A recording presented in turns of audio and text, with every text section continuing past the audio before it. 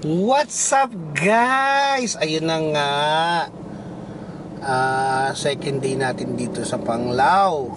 At papunta tayo ngayon sa... Merong isang bus na matulin. Ang bus na ito ay uubod ng tulin. Para sa akin, isa lamang itong kwentong pambata. Kwento nung maliit pa ang mga anak ko kapag pinapatulog sila sa hapon or sa gabi. Ngayon, malaki na sila, gawin natin katotohanan ang bus na matulin at gumala hanggat gusto. Kasama ang buong pamilya. Dito lang yan, sa nag-iisang pinakamasaya ang pamilya ni Dandan. Kain tayo dito sa Nati and Henry. So, pili tayo ng ulam, no? Ito nga pala yung ating inabang na service. So, going to tell you a story na instead of magre-rent ng motorcycle is dahil apat yung aming binisita, yung pinakita ko sa inyo kagabi, nag-rent tayo ng service. So, pasok tayo ngayon. Yung rent pala ng service, depende sa unit na kukunin nyo. And, so, second day, breakfast. So, may mga variation ng meat, vegetables, isang banana. Pili tayo rito. So, we have here soup, nilagang baga. Hello, good morning. Bitter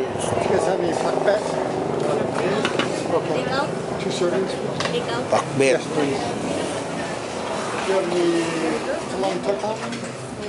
Chicken. 2 eggs?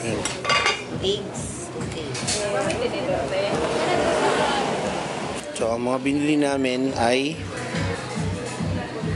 meat, veggies. Yan nga pala ang aming lola ni Dandan.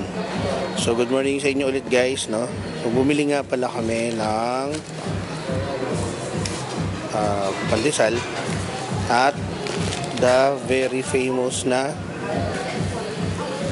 may sumbar, no? Narinig nyo? Sumama pa sayo si ma'am, diba? So,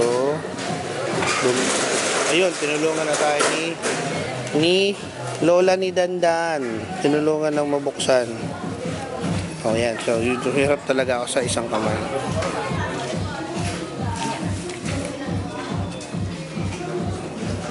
May attendance. May attendance daw. Attendance.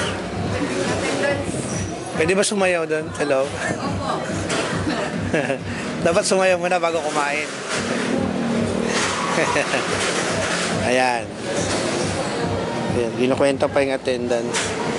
So, si Papa ay gulay at saka isang meat. Si Lola ni Dandan o si Lola is nga pala, no, kamukha yan ng ating bunso. Si Mutya B. Ayan, si Mayang daw. So, binubuksan na yung kanina binubuksan ko at tumambad ang ano yan? Ano yun? Bawal sa iyaha. Yun. Bawal So, sa iyaha. let's go. Shout out. Happy birthday, Lola. So, yun yung kalsada. Magandang araw ngayon. Walang ulan. Fair weather. Okay, see you later. What's up guys? Puro ganun no? What's up guys? So, nandito na tayo sa Hinagdanan Cave sa second day ng tour natin dito sa Panglao, Bohol. So, yung time is 8 a.m. to 4 p.m. Maligo ba mo? Dili pa sure.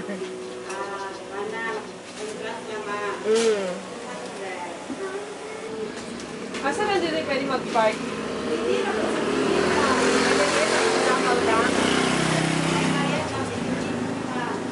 Dito, pag na-dito, may bayad. Dire may wala. O sige. Dali lang daw po. Ako ngayon sa tindahan malapit sa Hinagdanan Cave. Meron silang signature ng pagtawag ng mga customer. Hi sir, good morning! Sleeveless t-shirt only 99 pesos! Hey, 3 pesos! T-shirt only 99 Kuya Body Shake with collagen and glutathione with 60. Nakita niyo yun? O, di ba? On the spot yun. Ganun sila magtawag ng mga customer. So, pag narinig mo yun, maaakit ka o mapapabili ka dito sa loob. At ayun na nga, base sa mga pag-aaral at masusing investigasyon ng scientific studies, dito, only sa Hinagdanan store, according to Pangga, sila yung may cheapest price.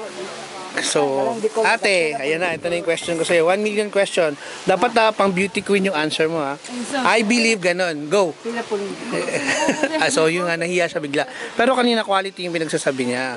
Nung tinanong ko siya, siya yung nag-explain na itong lugar, store nila, ang may cheapest na price range ng mga t-shirts versus nga sa mga ibang bilihan ng pasalubong.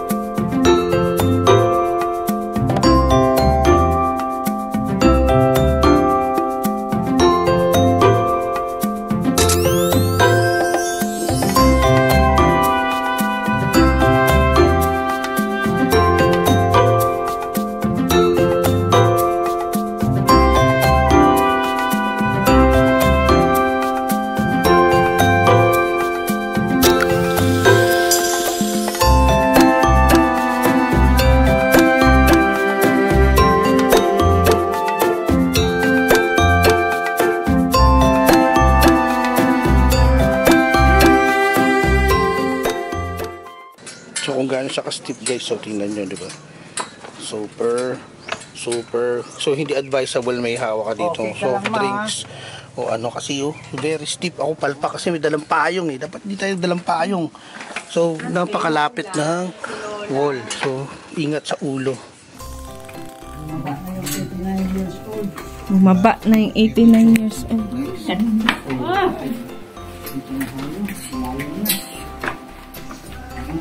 Hawak ka lang sa railing laha.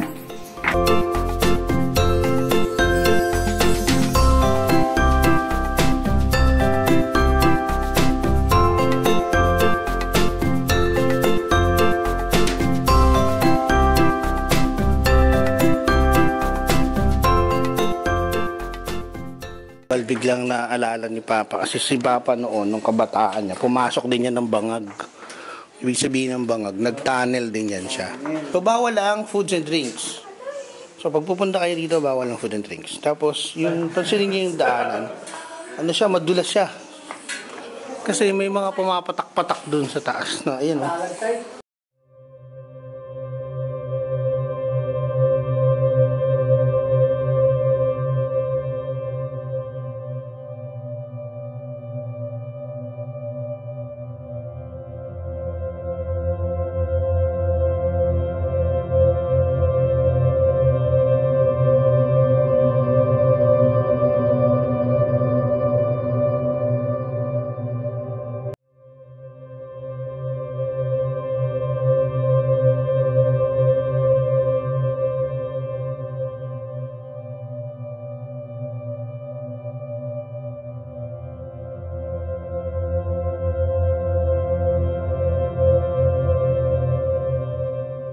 Ito ngayon yung itsura ng loob ng Hinagdanan Cave. Grabe ang linaw, no? So, paano ko ba mapapakita sa inyo na malinaw yung dagat? Ay, yung tubig. Pero, super linaw talaga yan. Kita-kita ko yung ilalim. Ayan, no? Hindi lang kaya ng ating Hindi lang kita. Pero, napakalinaw talaga yan. Siyempre, low end yung ating. Kasi nakadilim sa labas. Pero ang ganda talaga niyan guys, sobrang linaw niyan. Tapos napakatahimik. Narinig niyo ba yan? Ang gamit niya Ang tawag daw doon ay balinsasaw. Ayun, no? Ay hindi, paniki pala. Hindi, ano daw, balinsasayaw. Ang balinsasaw mga balinsasaw. Yaw. Sasayaw. Ibon daw. Ayun, no? Kita niyo guys, ayun, no? Yung maingay na yun. Ayan. So, pag tumaiyan, sapul tayo. So, konti lang yung tao guys pag ganitong panahon. Pero pagka weekend, punong-puno kasi yan siya.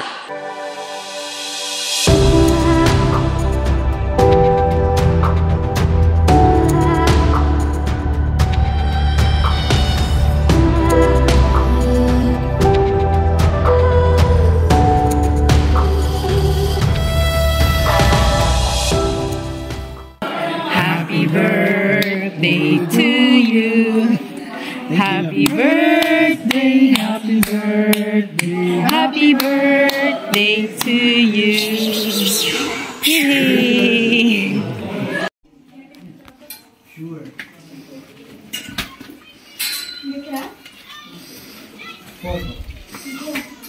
Sige, mauna po kayo, sir, kasi si Lola.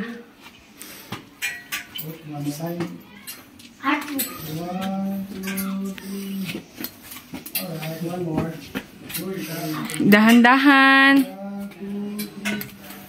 Bumalag tangan si Mama. Tangan si Walwal.